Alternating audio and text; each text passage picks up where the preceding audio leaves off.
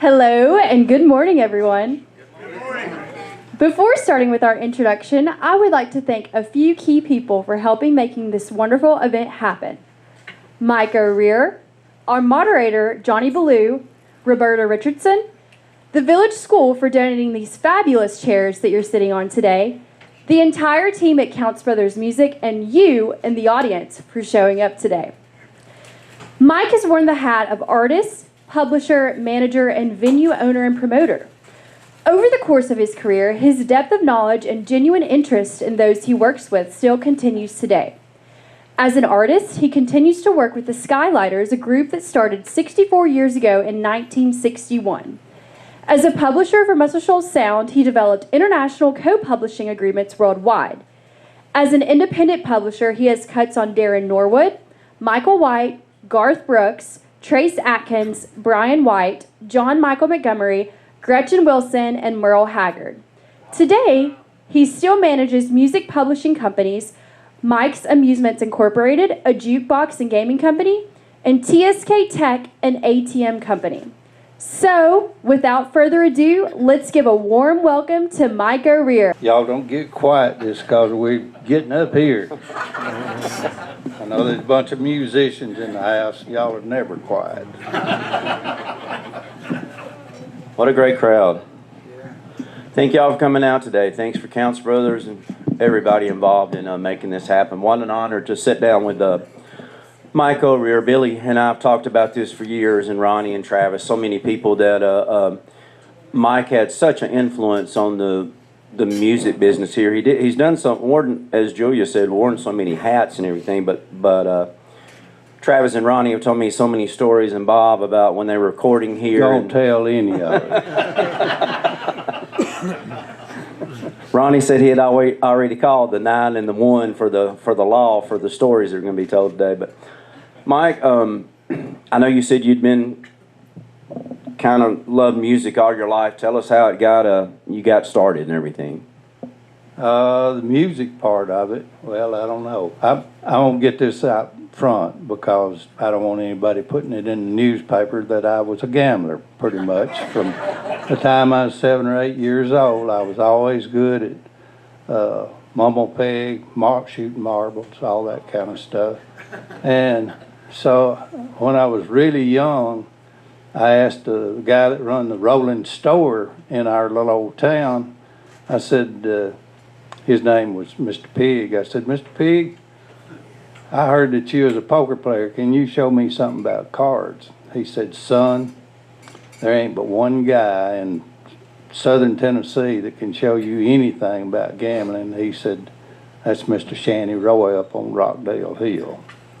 So that's who raised me, really. Shanny Roy. We went to work for him, Sonny and Gene and Jim, Dickie. We went to work for Shanny in 1961. It was a truck stop beer joint. And I had a little old... If you've ever traveled to Nashville, you've been by this place a Well, it's million not there times. anymore. It's not there It burned anymore. down. It's like yeah. all the places I played, they've all burned down.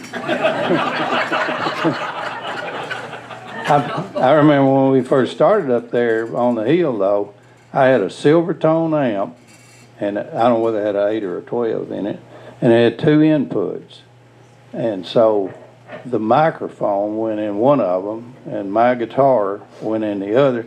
And then Gene's older brother had one of those big old Gibson acoustic guitars, and he played it, and Jim played drums, and that's how we started out as a 3-piece. And I don't know, 2 weeks after we started, a boy named Richard Grubbs brought Sonny Holly up to Rockdale Hill, and that was it. As soon as we heard him play, well, he was the best musician in the group. Him and Johnny Marshall were always. The rest of us were just there. But those two kind of taught us everything that we knew. And actually, my music end of it started in 1957 with Dynamite and the Rhythm Makers. Good Lord. My older brother he was real excited when I was born. Of course, he tried to kill me several times after that. But he ran down to the local loafer's grocery store, and he said, I got a little brother named Dynamite. And my name was Danny Mike, and he said it so fast, so all those old guys down there on the store porch, Dynamite. I got hung on the justice nail for aggravating them so much, but that's, and I was known as that until high school, and then there was a Dynamite Roberts, and thank God I got rid of the Dynamite. So what, around, I think you told me it was 1962 or 63, at UNA, you met a young Jimmy Johnson, is that correct? 64. 64, okay. Johnny was going to get a... you guys, where is Johnny? Where you at, Johnny? He's in the middle right there. Okay. Excited. You guys, hold your hands up. Johnny Marston, Sonny Holly's here, Gerald Morrison's here. These guys, God, we go back so far. That's the Skylighter. I wish Gene was here. We called him Tuffy. Gene's doing something for his church today, and he couldn't be here. And Sheila Holly, Sonny's wife's here too. She's been a Skylighter since '86.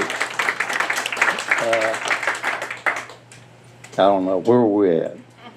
Talking about meeting Jimmy at UNA. Yeah, Johnny's going to school over at UNA, and I think Jimmy might have went one semester and graduated.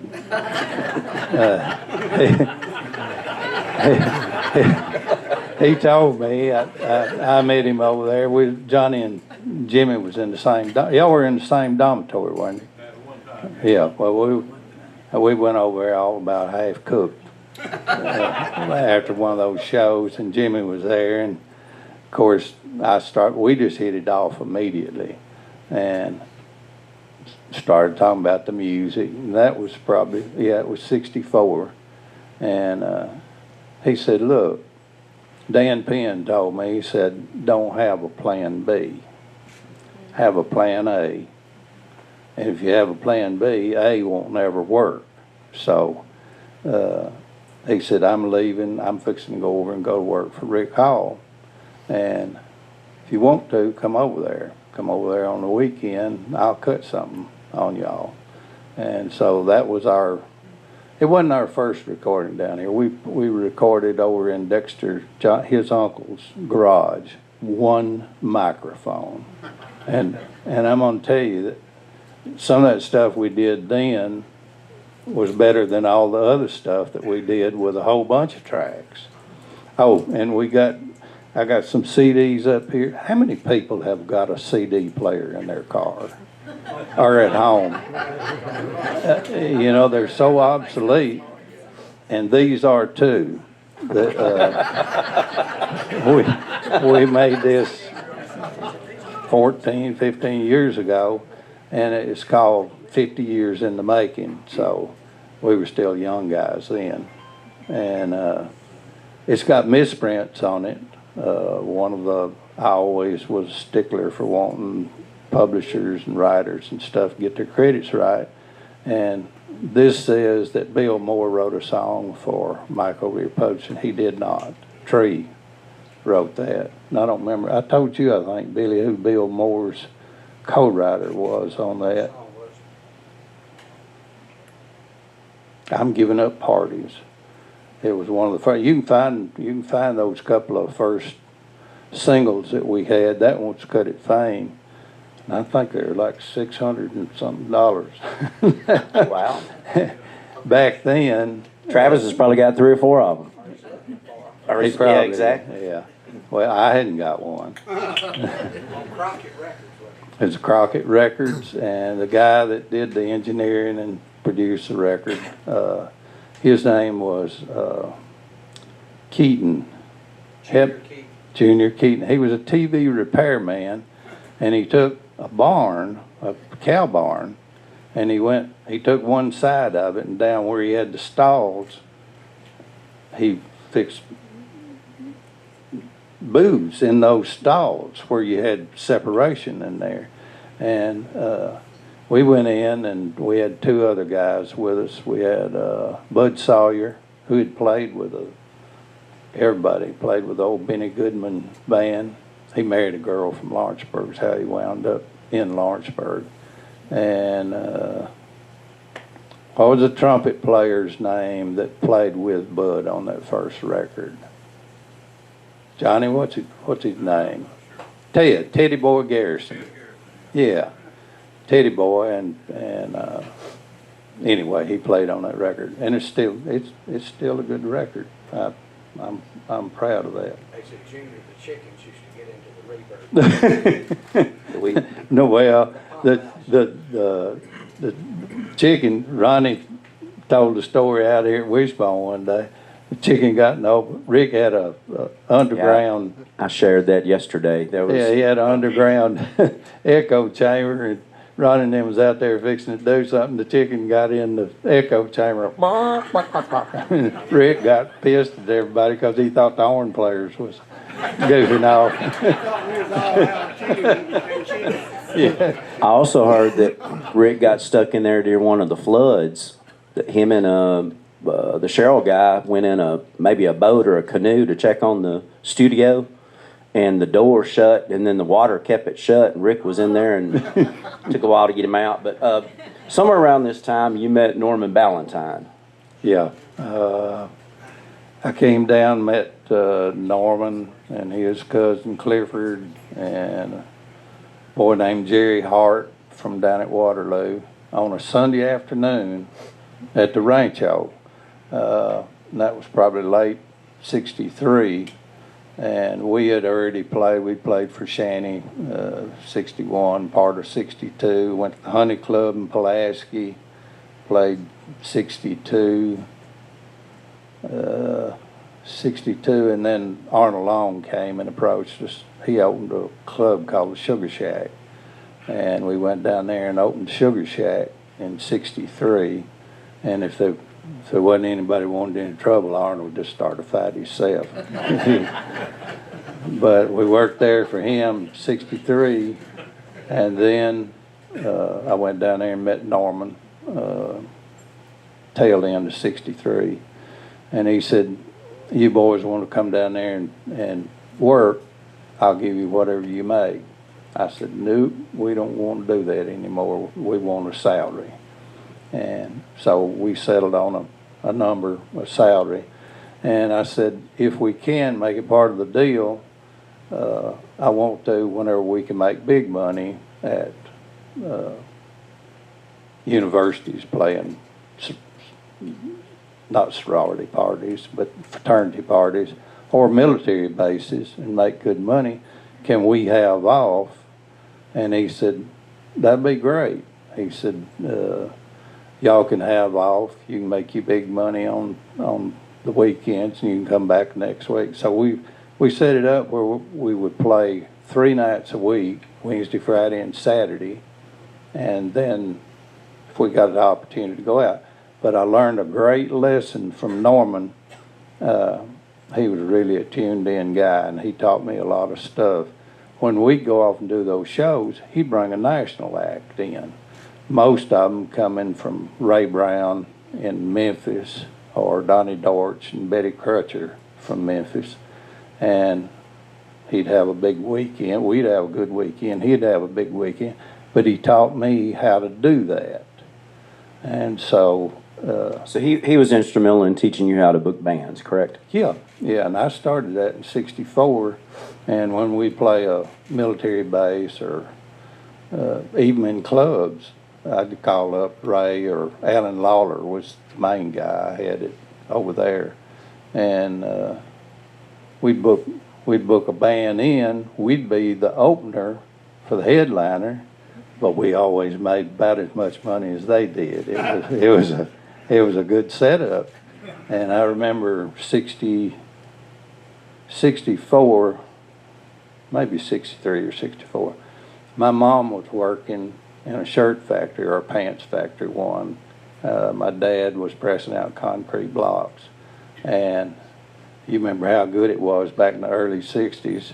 I made more money than my mother and daddy put together. and my daddy didn't like it. Lucy, for young musicians, Mike told me in 63, 64, maybe they would go book a gig and it was $3 a person or $5 a couple, but they were playing for 300 or 400 seat rooms. So that's 60 years ago. Think about how much the pay's not quite the same now. It doesn't. People need to charge a cover charge again. Pay the bands decent. I think every young Come on. musician. I think every young musician needs to play James Eddie or a Moss Eddie. Yeah, that's true. Yeah, You're brave. y'all remember when Spooner was here, James had asked me if I could tell any stories like Spooner did. Hell, there ain't nobody can tell a story like Spooner. So if I never did get naked and swim across the Tennessee River, I never did take LSD, but I love Spooner. But tell them what Spooner told you about when you were thinking about. Yeah, me and David and Spooner, we had a Christmas party, and David, agitator, he said, get some cold duck. And I don't know whether y'all have ever had cold duck, but you can drink one glass of it and you can see it put you on the moon.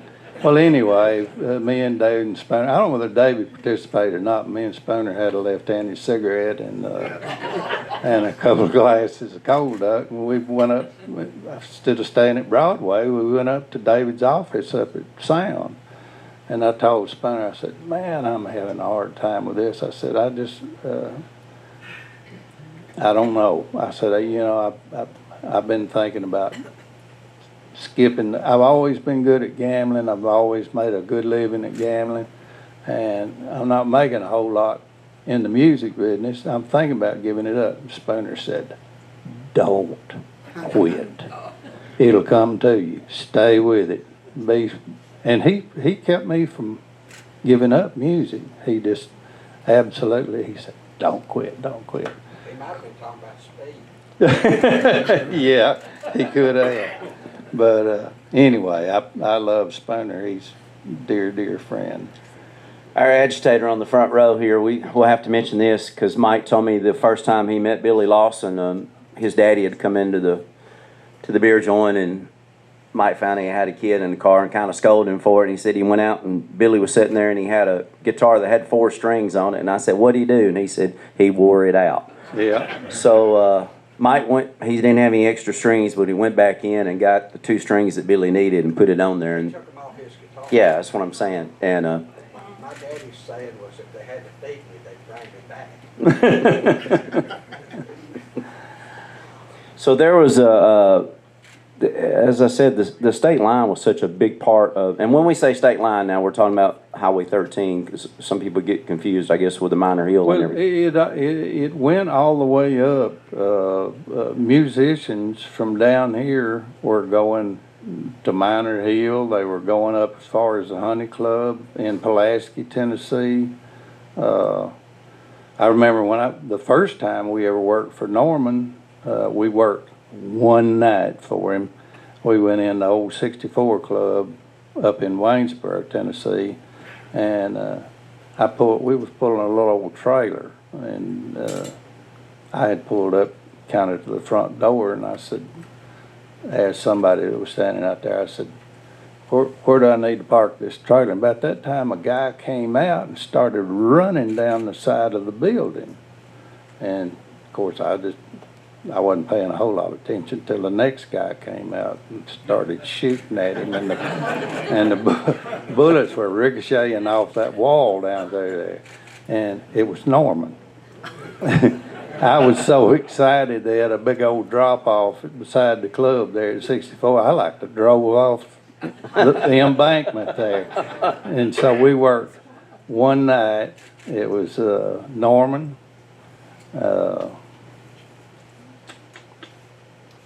trying to think of who else was in the building, and probably 100 Mexicans were there because they were building some kind of pipeline or something. But anyway, we worked that one night. I really didn't even remember Norman I remembered him from that night, but I didn't when I went to get the job at El Rancho, I didn't remember exactly. I guess if I had remembered, I wouldn't have went and asked for a job. He was Junior Lowe's father-in-law. Yeah. Yeah. When we went to work at El Rancho, the first few weeks or months that El Rancho was open, Junior worked with some different people. And then Lou Roberts. Anybody remember Louis Roberts? Lou, he was a great singer and player. He was just out of this world. And he would, Norman hired him, and you had to know Louis. He was there about 3 months, I guess, and he got a job in Atlanta at San Sue, and he just up and took off. And Norman said, I want somebody that's going to be here. And I said, well, if I tell you we're going to be here, we'll be here. But anyway, Louis was such a great player. I had to mention his name. Louis had been gone a long time, but God, he was a singer. And Norman would bring in these national acts, and sometimes he'd bring one in when we didn't have a weekend off, so we get to open. And in the early days, I got to meet Charlie Rich, and Charlie hung out a lot at the Rancho, not necessarily to play, but that was kind of his getaway from Memphis to come down there. And we heard, I guess we heard Mohair Sam before it ever come out. And actually, Dallas Frazier came to Moss's old place when we was over there, and Dallas got up and played with us. And I met a lot of the early musicians. Terry Thompson, guitar player, phenomenal guitar player. He wouldn't get up on stage with us and play unless he's cooked. He had all lead guitar players. Sorry, Sonny. All lead guitar players have something about nervousness that you can't get them to turn up. Or turn down, whatever the case was. Sonny, we're always begging him to turn up because he's the guy that leads. I think Will and Travis are disagreeing with you. No. Well,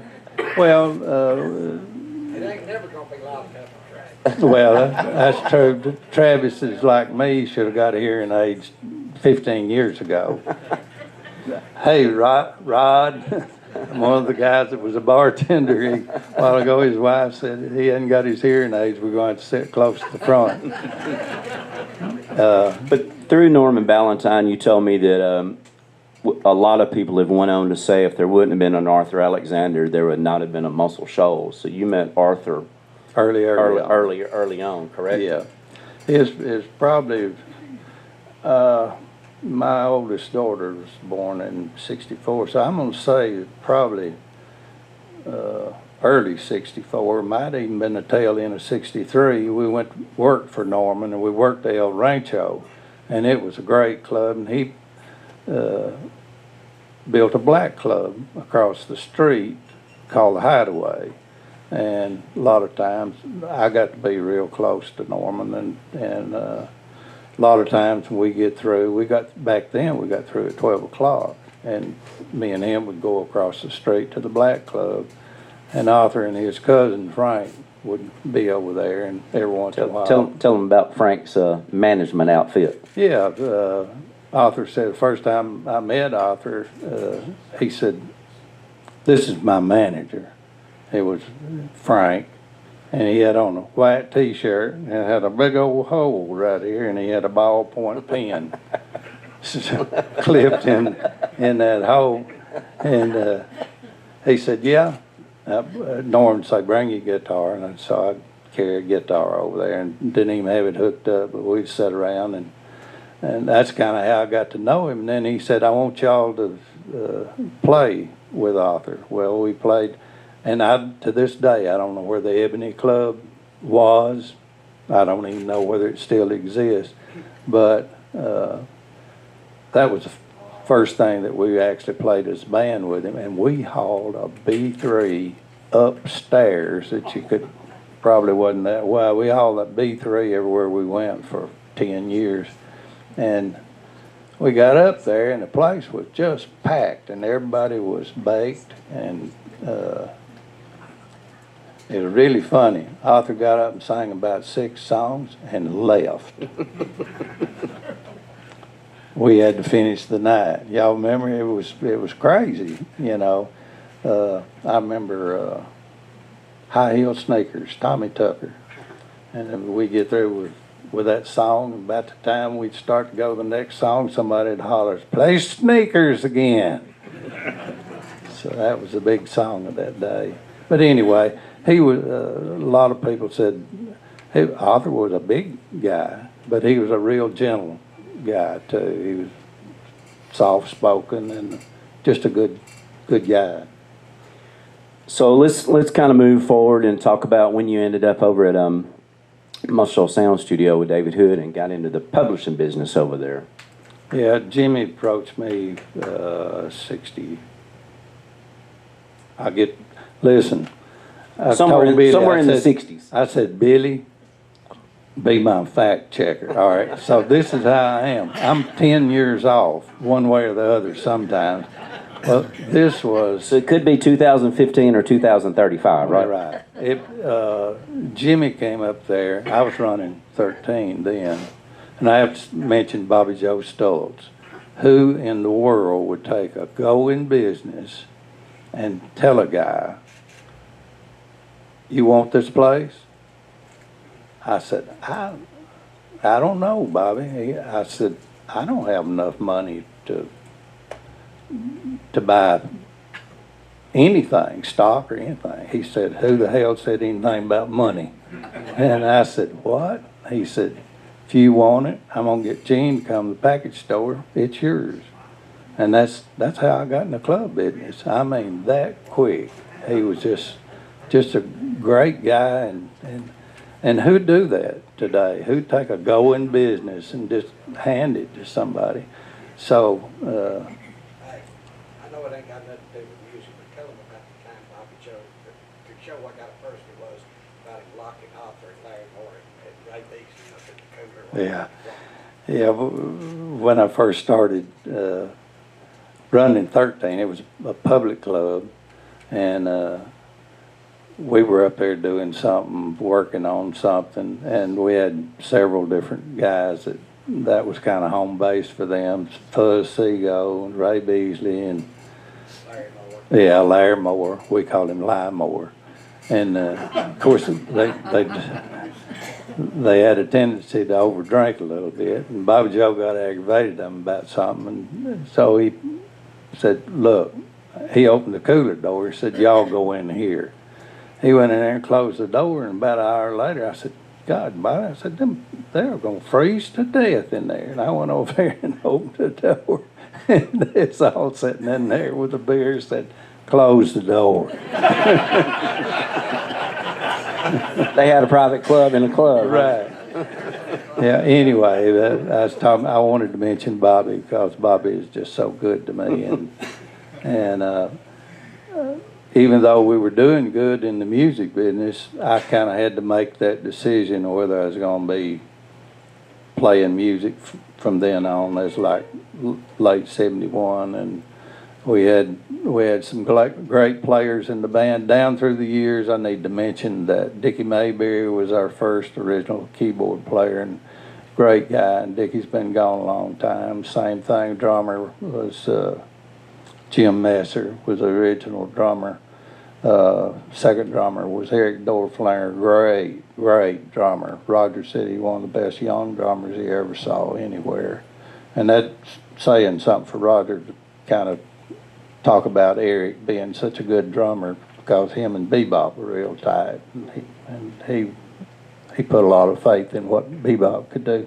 Anyway, I wanted to mention them. I get off track because I want to mention these people that are not with us anymore. That's part of your career. That's just fine. Yeah. But you ended up over at Sound and got into the publishing business there. Yeah. Well, I didn't know.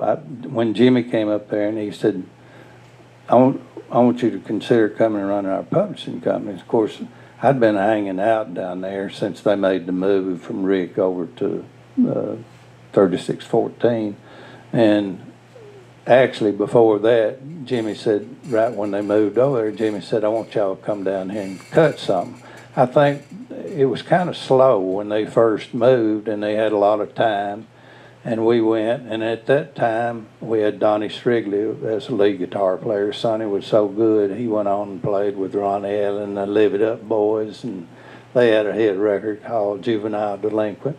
But anyway, Strigley was playing with us, and he had taught Jimmy how to play.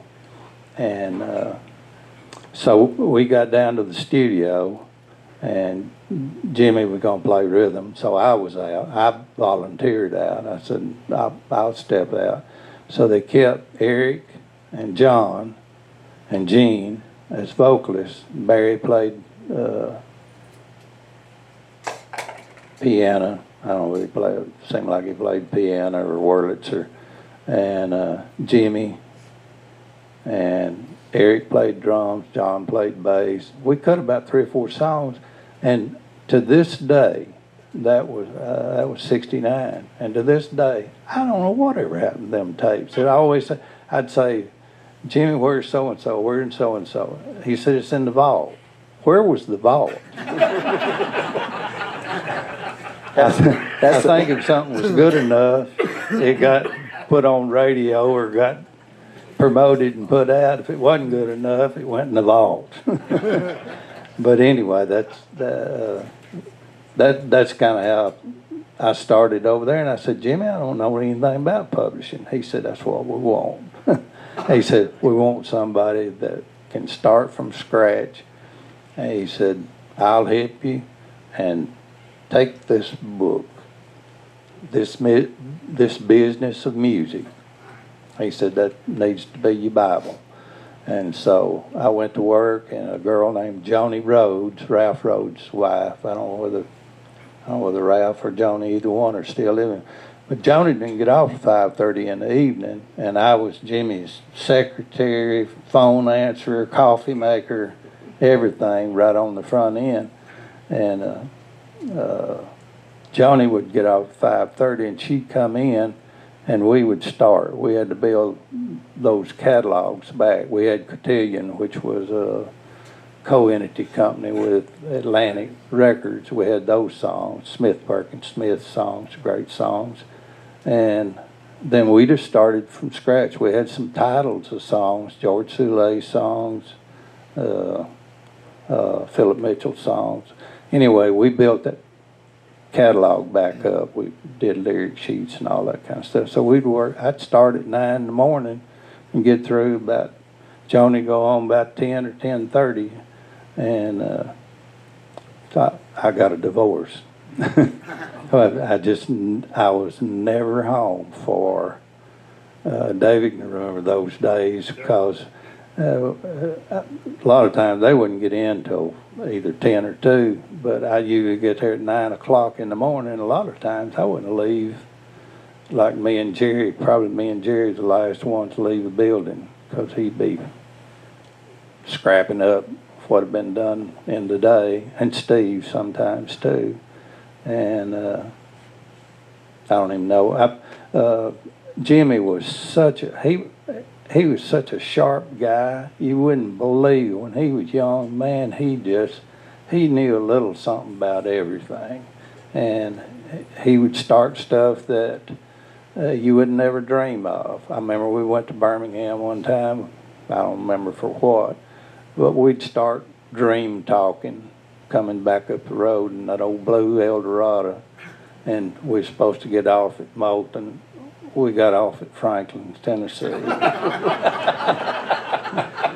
But he had such great ideas, and once he'd get started, I'd get started, and there was a lot of things that we were going to do that we never did really get to do. Went down and built 104 East 2nd down where Quinn's old first studio was there, and I had a lot to do with that. And we got a board in, got everything. And me and Jimmy had went up to Fred Carter's place outside of Nashville. And boy, they had a publishing factory going on. I mean, they had some of the greatest players in Nashville, and they'd bring in like a dozen songs. Somebody bring in a dozen songs, and they would cut them songs just one right after another. And Jimmy said, "That's what we're gonna do right there. We're gonna. You never can get in because we're always busy. We're gonna start another section. We're gonna start with bebop and build around it." And he said, I said, "Well, who's going to do what?" And he said, "Well, you know, Eddie's still around." Eddie was crazy. Eddie Hinton. Yeah, so anyway, some of the first stuff that I did down there was with Eddie. Just me, Eddie, a coffee pot, and I don't know what else. But we stayed in there that first trip around the moon and the second trip around the moon. We were in there. He would play piano for a while and sing, and then I'd turn the recorder off and he'd say, "Leave the damn thing running, they got plenty of money." And he'd switch over and get on guitar and he'd play another song. He had a basket full of songs. We stayed in there for so long it was like coming out of a poker game. We came out one morning and the sun was shining and it was like you couldn't tell where you were. We'd been up so long. But we cut a ton of songs. I think they all went to the vault. But Dick Cooper told me, I wish Dick was here to elaborate on that, but Dick told me that I was trying to think of what year it was. Eddie had moved in with John Weicker down in Decatur, and Eddie got in bad shape. And anyway, they were cleaning out a bunch of stuff down there at Weicher's, and those tapes were in a garbage can, or a lot of it was. So I guess Eddie had persuaded them to give him those tapes, and Dick said him and Johnny took those tapes, and that's where some of that stuff that they made that record with is a bootleg tape in Europe was some of Eddie's stuff. He was a great writer, player. He was phenomenal. Yeah. And nuts. And anytime something come up to do with Eddie, Jimmy would say, "You go with him." Let me tell you how I met Eddie. Before I was up at Miles City's place, I don't think I was running 13, but I was at Miles City's place, and I guess this is probably 69 or something, 68, 69. But Eddie had come in to the joint, and I was standing by the door with my back against the wall. And this little guy come in, looked like a werewolf, and just stood beside me and backed up against the wall. And he said, "How you doing?" I said, "I'm doing all right." He said, "I got a screwdriver in my pocket. I might just stab you." I said, "I will lay you out. You get away from me, you crazy so-and-so." He said, "Let me buy you a beer." That's how we met. Sounds like how you met some of your wives. Yeah. But anyway, he was really totally. When Eddie came to town, I think before he got so fouled up, he was actually he was phenomenal, wasn't he, David? Yes, he was. Just amazing. Possibly one of the most talented people ever to come to Yeah. Muscle Shoals, Eddie Hinton. Yeah. So I know we can talk all day, but one of the things I wanted to talk about was Meeting threes. meeting threes. Yeah, Mike and I decided the other day that's what we were going to talk about. We thought we could cover several counties in the places to go and to not to If you go. go to Ardmore, it's Mildred's. Go to Columbia, it's Farmers. You go to Lawrenceburg, it's Square 40. I know where all the good joints are. So Yeah, Morrison's grocery store up on the right in Etheridge, since the best ham sandwich you ever ate in your life. it's very good, and they got a drive-up window. Oh, yeah. Yeah. We'll talk about Donnie Fritz in a minute, but tell us about, we were talking, and I talked to Mike Carr yesterday. You were there when Paul Simon, David, they were going to record Paul Simon and everything. And yeah, I saw every bit of that. They got ready for the session, and you were missing a guitar player named Pete Carr. Pete Carr, yeah. And Pete played for a while. Strigley played with us for a while. And Pete, Sonny Roy was playing saxophone. Such a great player, just unbelievable player. Ronnie knows how good he was. Anyway,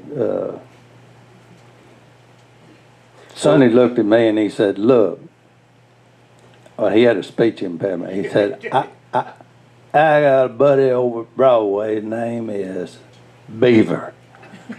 I said, "Beaver?" He said, "Play the hell out of a guitar." And I said, "Well, bring him." So next night, Strigley just left. Sandra, I think, made Donnie quit playing. Pete walked in and he just blew us away.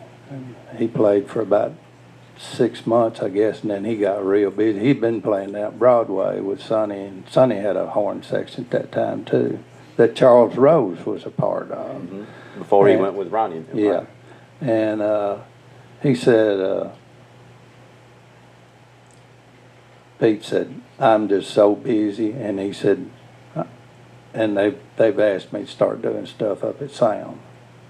So that was, and y'all know Pete's legacy. He's just such a phenomenal player. Great sound, great tone, and just blow you away. I think you were telling me that when they got ready to do the Paul Simon session, he was absent, and you had to go to the house and pick him up. He had a little bit of anxiety. It was real close. Everybody pretty much was already there. And Jimmy looked at me and he said, "Go get Pete." And so I went. Back then he was married to Joanne. I went in. I said, "Joanne, where's Pete?" She said, he's under the bed. So I went back there and I said, "Petey, you got to come on. The session's fixing to start." And I said, "Come on." I guess he had a god-awful hangover because, boy, he looked like hell. Anyway, I got him in the car. We came to the studio, come through the back door, and Jerry took one look at him. He said, "Pete, I got some aspirin here." And Pete said, "Hell, I need a shot of heroin." Anyway, he was really, talk about nervous guitar players. Boy, he was really nervous about the Paul Simon session because that was his hero. And he did so good on the session that he wound up playing the big festival in New York. Yeah, Kodachrome came out of that, one of the greatest songs ever cut at 3614. Yeah. And then years later went on to play with Simon & Garfunkel in Central Park. At that time, I think it was 500,000 people or something. It was crazy amount of folks. Yeah, and that session wasn't going to be a big session. It was just going to be a song, or maybe a song or two, and wound up being a Grammy-nominated album that the boys got credit for being co-producers on. All those guys, David's still with us, but all of those guys in that rhythm section, every one of them helped me in some way. Jimmy was great about helping me. When Barry made the move to Nashville, I made the move. I didn't go up there to do, well, I went up there to do publishing, but for 2 years I booked sports. A boy that I was friends with, Jimmy Gilmer, wrote Sugar Shack. Yeah. Played it, big hit record. He was running CBS Records, and Judy Harris was his secretary. And Jimmy was kind of like me. He was brought up in the beer joints too, and always around gambling. He said, "I know that you make odds on sporting events." And there was some execs in Nashville in the record business that kind of their hobbies, I guess, was sports. And Gilmer said, "I'll get all the customers we need. All you got to do is you book them. I'll get the money, people. You book them." one of the best handicappers I ever met in my life on baseball was Nick Hunter over at Warner Brothers. He knew baseball players when they came out of the womb. He knew everybody's name, batting average, everything about baseball. And I had a friend in Birmingham, Mike Cannon, was a good baseball handicapper. So we went to work, and of course, when things would really get slack for me in the music business, I could always rely on something to do, either cards. So you always had a plan B. Yeah. Skip over the Bobby thing about Gilbert hooking you up with. Oh, With honey? Yeah, Gilmer said, I tell you somebody got 2 pockets full of money. And he said, and I can get him. I said, who? He said, Goldsboro. And Bobby Goldsboro. I said, yeah. Yeah. Gilmer said, we'll skin him. And so anyway, I made numbers. We put them out there. We never did beat him. Boy, he beat our socks off. And you know, you never know who's into what. But I remember when Glenn came back and did those sessions in the 80s. Jimmy and I had a little bit of a thing about when I left and started doing my own publishing, and we didn't see eye to eye on a couple of different things. And so when in the 80s they moved, or they were already down at the river, and Jimmy called me up and he said, look, we got all kind of space down here. He said, you want to come down here and do your publishing down here, you can come down here, you can pitch to anybody that comes in. I said, what's it going to cost me? He said, nothing. And so I went back down there, and like everything else, I worked like a beaver, couldn't get nothing cut. Could not get a cut to save my life. And that was along the time that Barry said he was going to Nashville, and I said, well, I'm going too. Well, I went, but I didn't do the publishing the first 2 years. That's when me and Gilmer hooked up, did sports, 67, 68, I guess. And then I rented the top floor of the CMA building. And there was 2 other people in there. Dale Reeves was in there. And Dale Reeves was the guy that actually backed Billy Ray Cyrus on the front end. Dale was the one that brought him up there. And everybody in town up there that was manager had some kind of handle. There's either Major this or Colonel that or General so-and-so. And there was a colonel that managed, I think he was a colonel, managed Riders in the Sky. So those 2 offices were there, and I took the rest of the top floor of the CMA building. We put a demo studio in there. Dennis Gully ran that studio for us. Stephanie Brown and I shared offices, and that's how I met Garth. It wasn't there, but a couple of years before, and I wish I'd have been sharp enough to have seen it, but I didn't.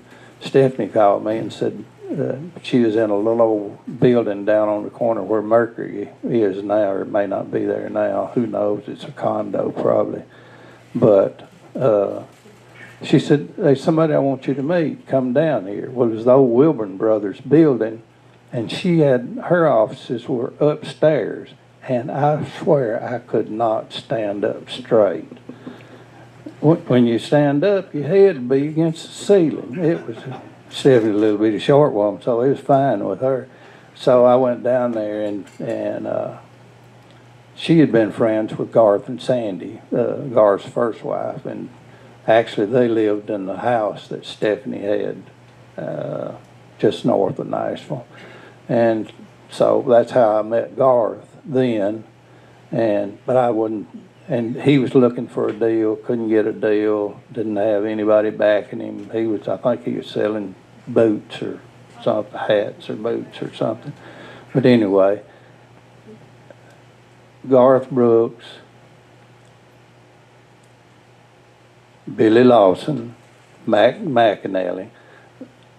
They're the only people that I can remember in all of my career that had such retention ability that hell, they could remember somebody's name 15 years later and know who they was kin to. That was a beer joint trick. Billy said a beer joint trick. I had to remember their names so they could come. Yeah, but anyway, that if anybody wants to be a songwriter, you better have good retention. Oh, another thing, Philip Mitchell was at Sound when I went there. Big, tall, black guy, great writer, good, turned out to be a good friend. But I was down in the basement doing something, and Philip had come in, and I'd been working on a song I think it's called Back to the Country or something. I was working on it, and I said, this song I'm working on, I'm going to write, we're going to demo it. And Philip said, you're my publisher, and you're going to be a writer, and you're going to pitch your songs, and you're going to pitch my songs? I said, yeah. He said, hell no, you're either going to be my publisher or my publisher. He said, I'm not competing with my publisher to get stuff cut. And so that's it. I had to make a decision. I was either going to try to write songs or be a publisher. So it turned out. And another thing I want to say about Rick Hall, and I don't know whether David may or may not know this story. Jimmy did a lot of stuff early on that makes a lot of sense now. At that time it didn't. But Philip was working, and 1973, Rick called over to Muscle Shoals Sound, and he said, you got Philip Mitchell over there? And I said, yes, sir. Everybody was scared of Rick back then. I said, yes, sir. He said, I need some Philip Mitchell songs for Candy Staten. And now I think what happened, I think Jimmy and Rick had talked, and Jimmy was telling Rick probably that I needed more confidence about pitching stuff. He said, well, get me 3 of you best and bring them over to Fame. And so I got, Here I Go Again, and I don't remember all 3 of the titles, but I carried 3 songs over there, and he wound up cutting 2, and Rick actually is the one. They had a kind of a hard breakup on the front end, but Rick's the one that actually passed the olive branch and said, bring me Muscle Shoals Sound songs, and I'll cut them. And he wound up cutting 2 out of 3. I was going to Europe, and I think he came over, and y'all may have cut those tracks at Sound. What songs? Here I Go Again was one of them. One of them was a real sassy song, almost something that you'd think that Millie Jackson would cut, but it was but Candy cut it. But I figured he must have cut those tracks there with y'all, because I don't remember y'all going to Fame and cutting anything once you had your own studio, but I'm pretty sure he had y'all cut those tracks on those 2, cut 2 out of 3 songs there. So anyway, I think that Rick was smart enough, I'm going to give him a lot of credit to say that he thought, since these guys were so good, and all of them being equally good producers, not just rhythm section, that he said it's going to be better for everybody if everybody kind of works together. Yeah. So I think that's how that all got cleared up. So, Mike, we're running low on time, but one thing, no, that's fine. When he was in Nashville and publishing with the young Garth Brooks, what he failed to mention is the song that he and Stephanie had published known by an unknown artist, Garth Brooks, I think sold about 15 million copies. Is that correct? Yeah. Back then you got paid. Yeah. That's not bad in the publishing business. Before we talk about the Skylighters and the show and everything, let's talk about some people that are dear to you that you're so proud of, your grandkids, the Canes. Oh, yeah. They're just lighting it up right now. Yeah, I know they were still in college, and I told Billy, I said, I got every grandparent's got wonderful grandkids. They can do anything. Well, anyway, they said, I said, if y'all gonna do anything, you better go ahead and do it while you're young. And Madison and Taylor graduated at the same time from Troy, and Logan was still down there. So me and Billy took a recorder and went to Troy. We cut Logan's part separate, didn't we? We did. Yeah. We went to college. Yeah, we went to, and they cut one country album with Billy, and Billy and Ed taught them how to write. I'll say that. Ed Hill. Ed Hill. They wouldn't have. They didn't know crap about. Well, Taylor knew a little something about writing and that kind of stuff, but I think Billy and Ed actually kind of brought them into knowing how to write a song. That first single that we put out did really well. We got some great reviews from Yeah. Bob Orman, who don't give very Yeah. Mm-hmm. Yeah, they told me I didn't like grandparents managing kids. Everybody got off the bus in Nashville. I was the first stop coming up the hill, and we were right there on that circle there. So everybody that ever even thought about music, we was the first place they lit.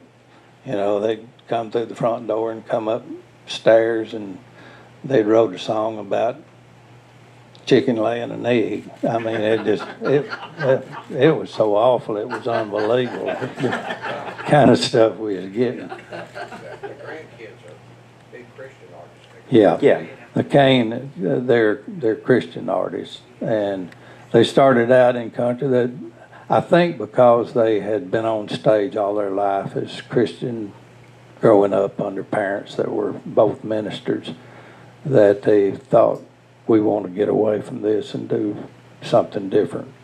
So they did 2 albums of country, and they traveled all, we run them to death. I remember when we first had that first album out, we did a radio tour, and I had bought a little old white van. Me and Ricky still drive to today, and we put in 8 weeks, I think we put 20-something thousand miles on that little old van, and we do 3 radio stations, go to the hotel, get up the next morning. No, before we go to bed, we go to the next town, go to bed, get up at like 4:30 in the morning, and they never griped about anything. I mean, I was surprised. You know, siblings usually fight like hell, but they really got along with each other. You picked the wrong time to do it. Now they're traveling on a Prevost bus. They've got it. They've got it made now. They got a rolling kindergarten. Each one of them has 2 children, and 2 of those kids have been on the bus since they were 2 weeks old, and they're raising them up. And anytime I go to see them now, when we go on family vacation, them that's already up, they'll get on anything. They'll get on the table and start singing to you. Plus, Taylor's married to the picture. Yeah, and Taylor, the oldest granddaughter, is married to Stephen Matz, the left-handed pitcher for the St. Louis Cardinals. Yeah. Can you get him to fix it? No, he will not fix a game for me.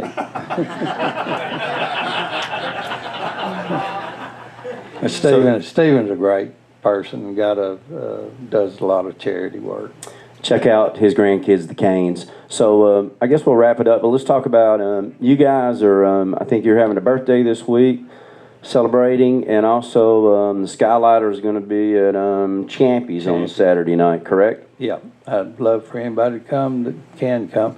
And like I said, we've got a box of CDs here. Everybody get you one. It's there's a misprint on there.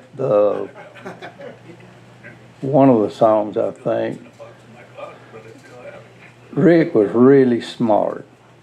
He got publishing on anything that was cut pretty much in that studio back then. So one of them's probably a Fame where it says Michael Rear Publishing, and one of them's a Bill Moore song is probably Tree Publishing. But anyway, that won't keep you from listening to it. I mean, the CDs are good, even though they've been in my barn for 15 years. So if you need a CD or a old Pac-Man, talk to Mike. He's probably right. You probably got them covered, right? I got a whole warehouse full of games. Y'all need an ATM. You need a Pac-Man. You need a game. You got any recapable tires? Anything that you need, just come see me. I'll be glad to see you. Anything's in that barn. Thank y'all so much. I see Travis Womack back there, Shameless Plug, June the 3rd, Shoals Theater, tribute to Travis Womack. Y'all get your tickets. It's going to be a great show. David Hood, thank you for coming out today. That's Travis is one of the first people I met. Travis, he's coming through Corinth. We were playing a place called the King Club, and our drummer, I was talking about Eric being such a good drummer. He was not very good with alcohol. He put a cigarette in his mouth, and Travis shot it out of his mouth with a flip. And Travis and I did a bunch of snake hunting when he first come to town, too. And part of it, I said, I won't tell it, Travis, because they won't believe it anyway. y'all still looking for that snake, I hear. Is that right? Yeah. So thank y'all so much for coming. Thank you, Counts Thank you, Brothers. everybody.